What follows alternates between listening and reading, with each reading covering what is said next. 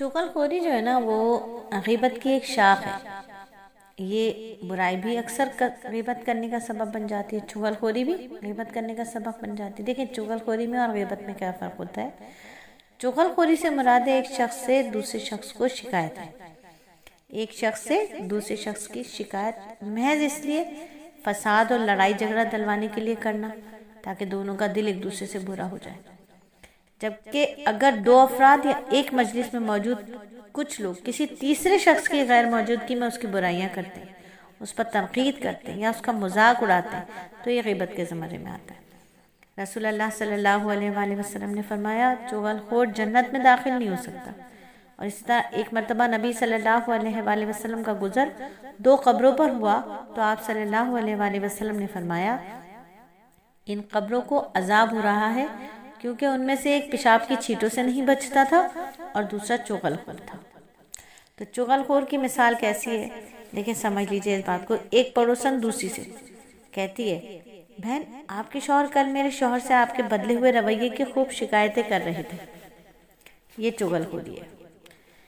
اس میں کسی کی برائی نہیں ہوئی بلکہ اس نے کیا کرا کہ 2 لوگوں کے درمیان فساد ڈالنے کی کوشش کی.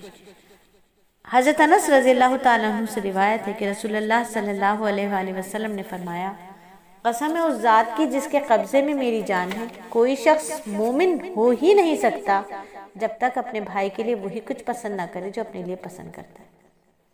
اب سوچنا یہ ہے کہ اگر کوئی شخص پیٹھ پیچھے میری برائی کرے اور برائی کے ساتھ میرا ذکر کرے تو اس وقت میرے دل پر کیا گزرے گی. میں اس بات کو اچھا سمجھوں گی یا برا سمجھوں گی. تو بالکل اسی طرح سوچیں کہ اگر میں اس بات کو اپنے لیے ناپسند کرتی ہوں کہ کوئی میرے پیٹھ پیچھے میری برائی کرے میں دل میں دکھ بھی محسوس کروں گی اس شخص سے ناراض بھی ہو جاؤں گی تو پھر کیا وجہ ہے کہ میں غیبت جیسی برائی کو اپنے دوسرے مسلمان بہن بھائیوں کے لیے برا نہ سمجھوں. یہ تو دوہرا معیار ہے نا. اپنے لیے کچھ اور پیمانہ دوسرے کے لیے کچھ اور اس کا نام کیا ہے منافقت ہے.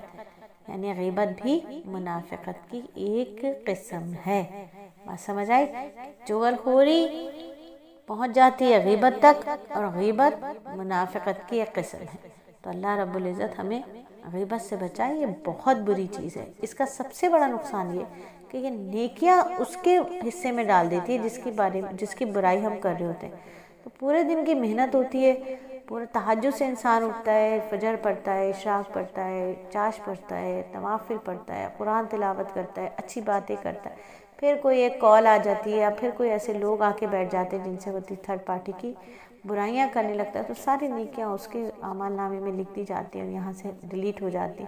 تو ایسا کیوں کرنا ہے. یہ تو ٹوٹل اپنا ہی نقصان ہوا نا.